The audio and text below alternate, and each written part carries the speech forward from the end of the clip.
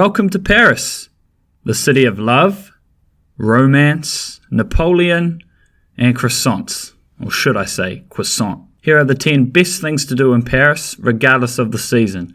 Whether it's hot, cold, It's cold! snowing, or you're basking in the sunshine, these are the best things to do in the city of love. Starting at number 10 is doing some sort of wine tasting. You cannot go to Paris, or France for that matter, and not try some of their wine. France is famous for its wine, whether it be red, white, or champagne. The wine here is delicious. We had the experience of tasting wine in the caves and tunnels under the famous Louvre Museum. A real awesome experience. I will leave a link to this in the description below. Coming in at number 9 is the incredible Army Museum. We're at the National Army Museum in Paris now. What an incredible building, first off, and highlighted by the tomb of Napoleon. French history is riddled with conflict, and you can find out all about it here. Most famous for having the tomb of Napoleon, this museum has over 500,000 artifacts dating back to the 13th century. From armour and weapons to uniforms and soldiers' personal belongings, there is plenty to see at this museum. The building itself is worth seeing, highlighted by the gold dome which houses Napoleon's tomb. You will find yourself amazed here, even if museums aren't your thing.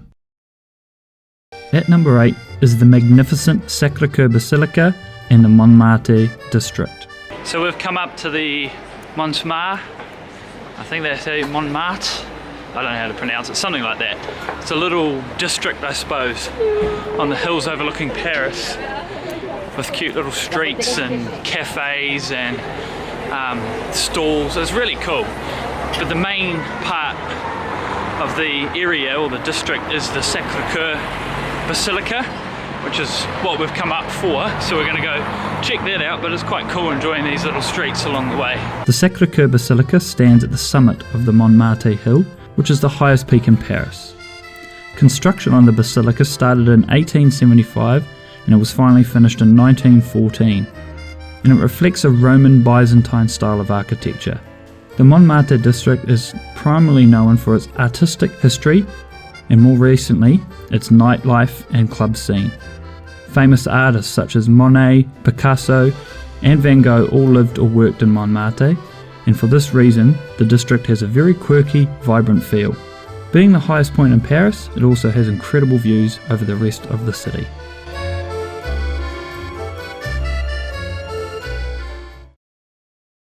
Number 7 is the Seine River Dinner Cruise. There are a number of different companies who offer this experience. I will leave a link to the company we went with in the description below. This dining experience was fantastic. Seeing Paris at night from one of the most famous rivers in Europe while indulging in some of the most delicious food and wine is why I had to feature it on our top 10 list. There are plenty of day river cruise options as well, but personally I think the dinner cruise was much better. At number 6, one of the most famous landmarks in not just Paris, but France in general. An absolute must-see show, the Moulin Rouge. You're not allowed to film inside, or any of the acts, so I guess you'll just have to go and see it for yourself. Where we are today needs no introduction. I only need to show you that, and you know exactly where we are. The famous Louvre Museum, or more commonly just called the Louvre, is the world's largest art museum. Originally built as a castle in the 12th century, it was opened as a museum in 1793. The Louvre contains over 380,000 objects and 35,000 works of art, the most famous being the Mona Lisa. We found it, so did everyone else. It's like the first thing you come to do when you're at the Louvre, right? And then you go and see the rest of the museum. It's quite small. I didn't realise it was that small. Hey. I don't think her eye's following me. It's not. That's disappointing. It is the most visited museum in the world, averaging around 15,000 visitors a day. The building, the artifacts, paintings, and the all-round experience are not to be missed. The Louvre has got to be one of the best things to do when you're in Paris. The amount of artifacts in the Louvre Museum means that if you were to spend 5 seconds looking at each and every artifact, it would take you over 4 months to see everything in the museum, non-stop, no sleeping, no breaks. 4 months to see the entire museum. Numbers 4 and 3 on our list I've put together because it makes sense to do them at the same time. An absolutely fantastic way of seeing the city of Paris easily and in a short amount of time is by taking the hop on, hop off big bus tour. It stops at all the major sites, including the Eiffel Tower and the aforementioned Army Museum and Louvre. It also takes you up arguably one of the most famous stretches of road in the world, the Champs-Élysées, made famous through countless military parades and being the iconic finish of La Tour de France. At the end of the Champs-Élysées is the huge Arc de Triomphe. Standing at over 50 metres tall, it was finally built in 1836 despite being commissioned 30 years earlier by Napoleon, whom never got to see the finished product. It has been the site of assassination attempts, had a plane fly through its arch, and is where the tomb of the unknown soldier lies after World War I. Did I mention it has one of the world's most crazy roundabouts?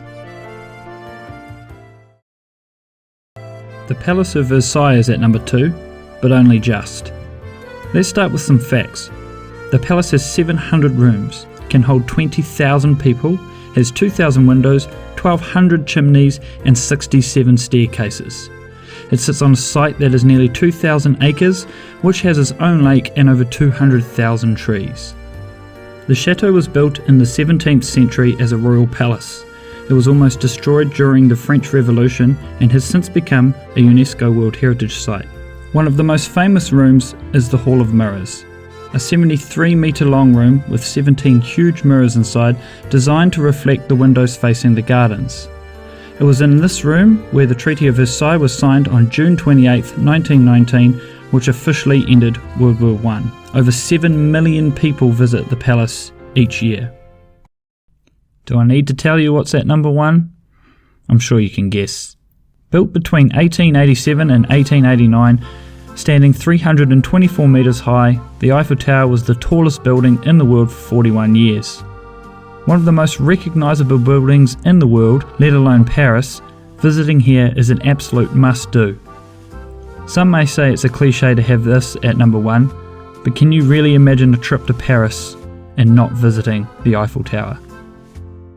Glass of champagne at the top of the Eiffel Tower. Cheers. The views from the level 2 and level 3 lookouts are amazing. Every Parisian icon is visible and a real sense of the size of Paris is gained.